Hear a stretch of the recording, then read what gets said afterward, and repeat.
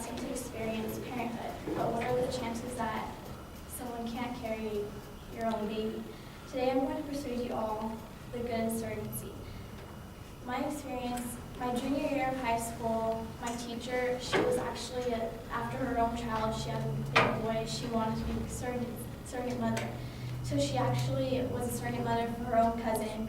So I remember her telling us that she was blessed enough to be a surrogate mother for her own cousin and have that relationship bond with that baby, and she would be able to see that baby even though it's not actually her own baby.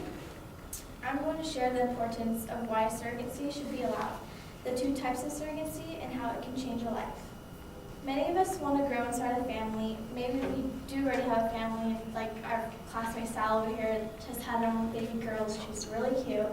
But not everyone is likely enough to conceive a child. According to Women's Health, about 10% of women, 6.1 million in the United States, ages 15 to 44, have difficulty getting pregnant or staying pregnant. There is a solution to that known as surrogacy. Surrogacy involves the carrying of an embryo and the subsequent birthing of a baby by one woman referred to the surrogate for an individual or a couple. Surrogacy has its importance because couples who reach out to a surrogate want to experience parenthood, want to be able to grow, teach them beyond parenthood. Surrogacy over the years have had a rise to over 1,000 babies being birthed by a surrogate mother. It is important for the couple to go through an infertility agency to make sure the surrogate mother is healthy. It is important to have this option because it gives intended parents to have a child that is actually related to them genetically and have a genetics high with their child. Circle surrogacy states that surrogacy generally costs between $100,000 and $150,000, which rivals the cost of more invasive fertility treatments. Surrogacy also has a higher success rate than other fertility treatments, and with continued improvements and procedures, it's been successful and is the most higher infertility treatment that can be used. Surrogacy can have a lifelong relationship with a surrogate mother and intended parents, and it has a unique and powerful experience to both of them. And it can be a connection between the surrogate mother and intended parents. There are two types of surrogacy known as gestational and traditional surrogacy. Traditional surrogacy is usually the less costly form, but it is less common. The surrogate mother is injected with the semen from the father or sperm donor and uses her own eggs. This means that the surrogate mother is genetically related to the child and the father, but the intended mother is not genetically related. You can do the traditional surrogacy at home, because they have a insemination kit, but it's more successful and more healthier to do it in a fertility clinic. The traditional surrogacy, the surrogate mother undergoes an ovulation induction with follicular hormones. But as in gestational surrogacy, it is more popular and it's a more effective way and more safer way to do. Procedure involves the egg of an intended mother and those of an egg donor.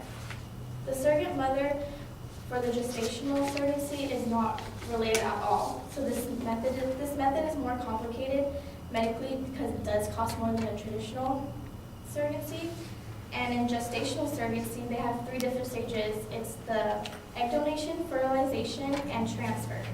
So the egg donation, either the intended mother and egg donor undergoes egg retrieval procedure. The fertilization, the egg gets fertilized, which is semen, and it goes to a lab and then it freezes with the embryos. The transfer, fertilized or embryo inserted to surrogate mother's womb. But they both do have advantages, but gestational is more higher than traditional, and it's not biological to the surrogate. But in traditional, it's less expensive and it's less likely to have fertility issues.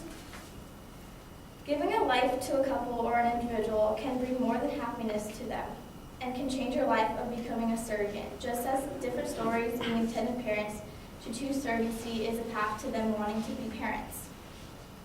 Surrogacy enters a journey with their own backgrounds and experience. I remember I read a story online of, her name was Liz Henry, and she experienced her own surrogacy, and she was a mother of 2. She just gave birth to a mother of 2. And she told her story on livinggreenwithbaby.com. And And in her own words, she states that, "I thoroughly enjoyed my pregnancy. I knew perhaps it was something I could offer to others." She went on explaining her time through the fertility agency. She had to negotiate with lawyers, of course. She had to go through her infertility treatment, and she had to make sure that the doctor stuff knew her menstrual cycle, and for those women know what menstrual cycles are. Because for being a surrogate mother, they need to know the importance of a healthy mother. So in order for a surrogate, you want, obviously the 10 mothers want someone to be healthy for them. She had to take exams, and Liz actually got to meet the people. She was going to be carrying her own baby, and the intended parents actually went to their weekly appointments, were very involved with her. Liz also states that carrying a child for someone else brings a roller coaster of emotion. You feel protective of the lives that have been entrusted to you. It and forever impacted who I am and the ways I view starting families. Concluding, people will always have their own opinions of surrogacy, but helping a family out can truly make you see life differently. Surrogacy has given many couples the chance to have their own biological child and become parents.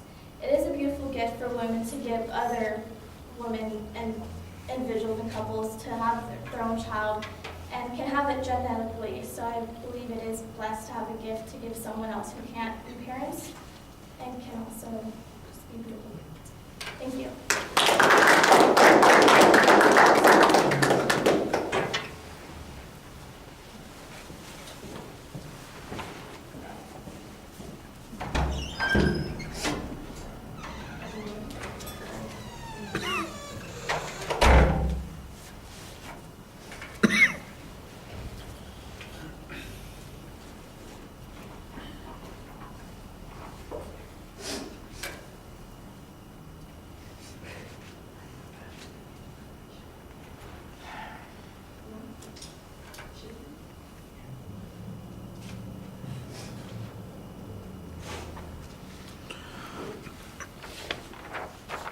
Okay, Flip, what did you think? I think overall everything was good.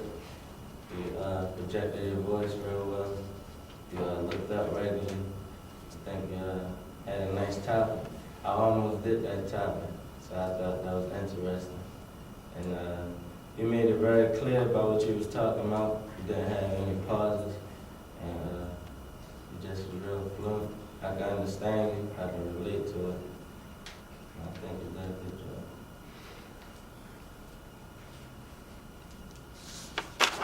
All right.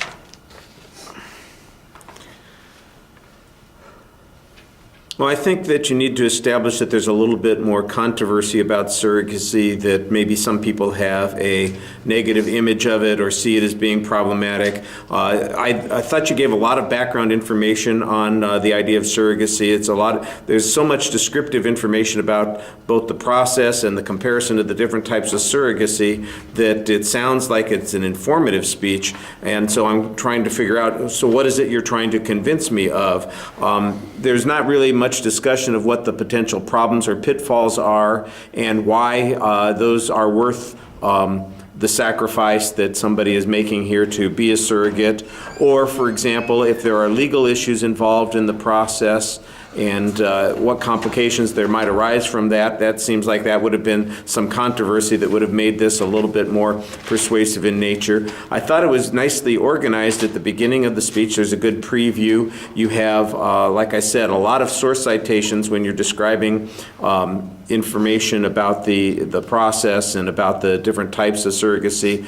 I thought that there was some good statistical information at the beginning of the speech concerning the number of people who have difficulty conceiving, and there was one reference to the frequency with which surrogacy is practiced. It didn't sound like it was something that happens on a regular basis.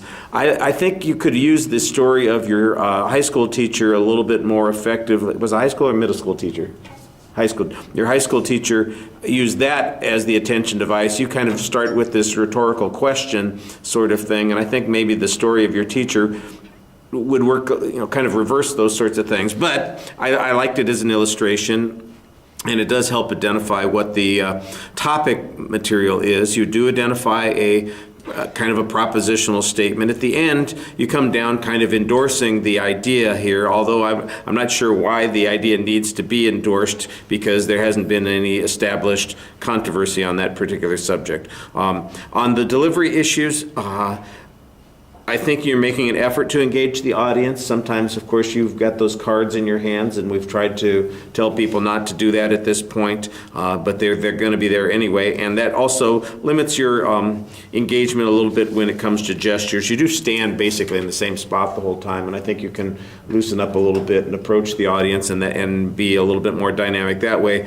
Your vocal projection needs to be a little bit stronger. All right, thank you.